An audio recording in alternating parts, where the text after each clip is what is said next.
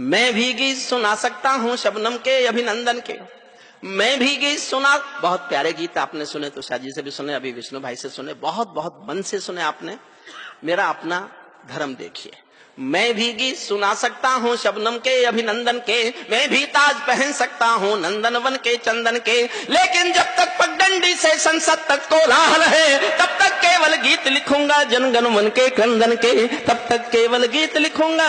और उठाए आकाश भर में आपके सामने, आपके दिलों तक पहुंचना चाहता हूँ। तब तक केवल गीत लिखूंगा जनगण मन के क्रंदन के, जब पंछी के पंखों पर हो पहरे बम के गोली के, जब पिंजरे में कैद पड़े हो सुर कोयल की बोली के, जब धरती के दामन पर हो दाग लहू की होली के, कोई कैसे गीत सुना दे बिंदिया कुमकुम रोली के, कोई कैसे गीत सुना दे बिंदिया कुमकुम रोली के। मैं झोपड़ियों का चारण हूं, मैं एक किसान का बेटा हूं।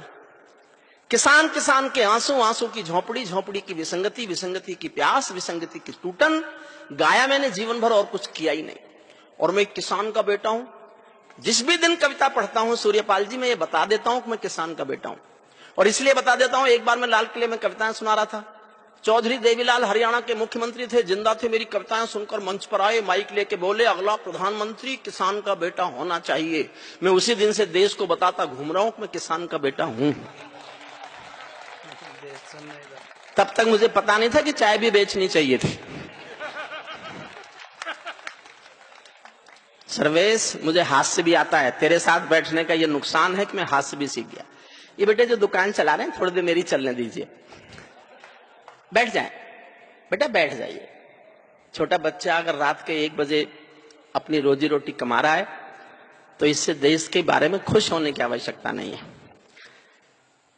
मैं झोपड़ियों का चारण हूँ, आंसू गाने आया हूँ, घायल भारत माता की तस्वीर दिखाने, एक एक चित्र देखना, घायल भारत माता की तस्वीर दिखाने लाया हूँ। कहाँ बनेंगे मंदिर मस्जिद, कहाँ बनेगी राजधानी, मंडल और कमंडल पी गए सबकी आंखों का पानी। प्यार सिखाने वाले बस्ते मजहब के स्कूल गए, इस दुर्घटना में हम अपना देश बनाना भूल गए। कहीं बमों की गर्म हवा है और कहीं त्रिशूल जले, सोन चिड़ैया सोली टंग गई, पंछी गाना भूल चले, आँख खुली तो पूरा भारत नाखूनों से त्रस्त मिला।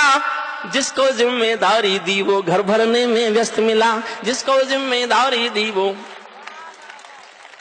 सल्यूट करता हूं आपको। मैं सोचता था कि आप थक गए होंगे, मुझे कई बार खत्म हुआ कब सम्मेलन दोबारा शुरू करना पड़ता है। जिनको जिम्मेदारी दी वो घर भरने में व्यस्त मिले, क्या ये ही सपना देखा था भगत सिंह की फांसी ने, जागो राजघाट के गांधी तुम्हें जगाने आया हूँ, घायल भारत माता की तस्वीर दिखाने लाया हूँ, घायल भारत माता की। 6 पंक्ति पढ़ता हूं, चुप सुनना, और छठी पंक्ति आपके दिल में तीर की तरह जाके चुभ जाए तो उठाना आकाश भर तालियां। मैं भी देखना चाहता हूं तालियों का कितना बड़ा उत्सव आप मना सकते। दिल में चुभे आपके बात मेरी जाके तो। अंधकार में, हुजूर बैठ जाओ बेटा, किनकी तलाश में हो, वो नहीं आई आज।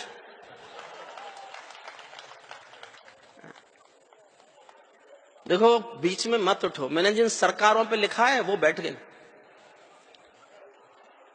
समझ लीजिए। अंधकारों में समा गए जो तूफानों के बीच जले, छठी पंक्ति आपके दिल तक पहुंच जाए तो तालियां आकाश तक पहुंच जाए। अंधकारों में समा गए जो तूफानों के बीच जले, मंजिल उनको मिली कभी जो 4 कदम भी नहीं चले। क्रांति कथानक गौन पड़े हैं गुमनामी की बाहों में, गुंडे तस्कर तले खड़े हैं राजमहल की राहों में। यहाँ शहीदों की पावन गाथाओं को अपमान मिला, डाकू ने खादी पहनी तो संसद में सम्मान मिला, डाकू ने खादी पहनी तो, डाकू ने खादी पहनी तो संसद में सम्मान मिला। राजनीति में लौह पुरुष जैसा सरदार नहीं मिलता, लाल बहादुर जी जैसा कोई किरदार नहीं मिलता।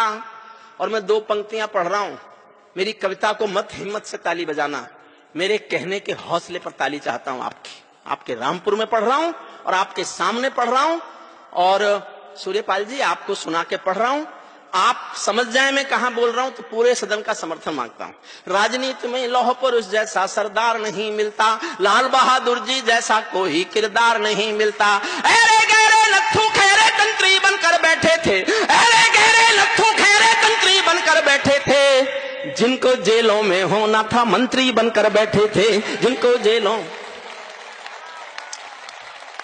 जिनको जेलों में होना है मंत्री बनकर बैठे थे, मैंने देशद्रोहियों का अभिनंदन होते देखा है। भगत सिंह का रंग बसंती चोला रोते देखा है। लोकतंत्र का मंदिर भी लाचार बनाकर डाल दिया, कोई मछली बिकने का बाजार बनाकर डाल दिया। अब जनता को संसद भी प्रपंच दिखाई देती है, नौटंकी करने वालों का मंच दिखाई देती है, नौटंकी करने वालों का मंच दिखाई देती है।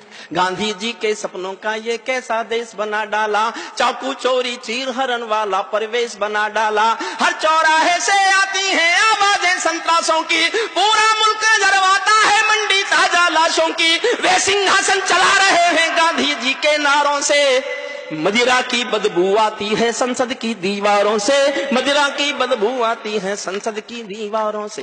अखबारों में रोज खबर है चरमपंथ के हमलों की, देखना अखबारों में रोज खबर है चरमपंथ के हमलों की। आंगन की तुलसी दासी है नागफनी के गमलों की, हत्याओं की अपहरणों की स्वर्णमयी आजादी है। रोज गोडसे की गोली के आगे कोई गांधी है, रोज गोडसे की गोली के आगे कोई गांधी है। संसद के सीने पर खूनी दाग दिखाई देता है, पूरा भारत जलियांवाला बाग दिखाई देता है, पूरा भारत जलियांवाला बाग दिखाई।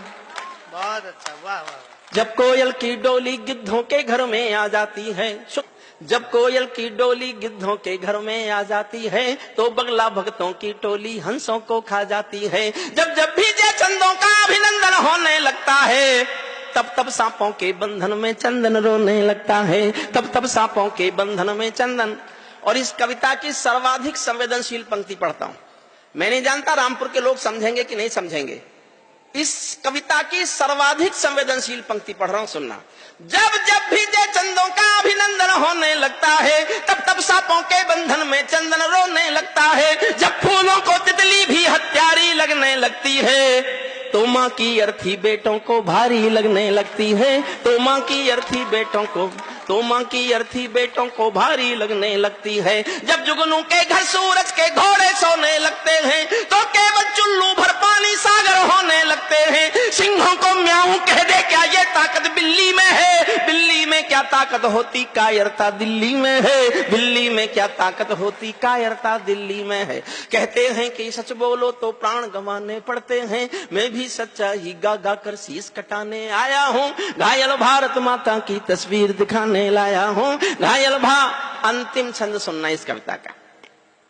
एक महाभारत में कथा आपने सुनी है, एक राजा होता था शिशुपाल, वो भगवान कृष्ण को गाली देता रहता था। जब देखो भगवान कृष्ण को गाली, जब देखो भगवान कृष्ण को गाली। लोग कृष्ण जी से पूछते थे आप इससे डरते हो क्या, ये तुम्हें गाली दिया बना बोलता नहीं है और तुम गाली सुन के चुप रह जाते हो। तो कृष्ण जवाब देते हैं कि ये मेरी बुआ जी का बेटा है, रिश्ते में मेरा भाई लगता है। और एक दिन मेरी बुआ जी ने मुझे खाना खिलाते खिलाते मुझसे वचन ले लिया कि मेरे इस बदतमीज बेटे की 99 गालियां कृष्ण माफ कर देना। तो मैं वचनबद्ध हूं बुआ से, इसकी 99 गालियां माफ करूंगा, लेकिन जिस दिन 100वीं गाली देगा इसको सजा दूंगा।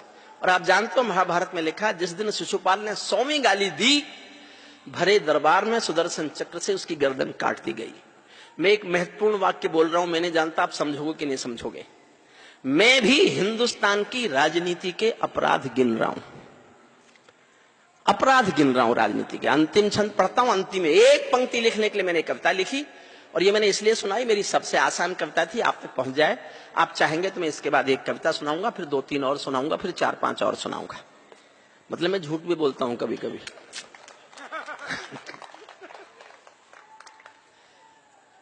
कोई कलाकारों के सर पर, अंतिम छंद सुनना मन से, सूर्यपाल जी आपको समर्पित करता हूं।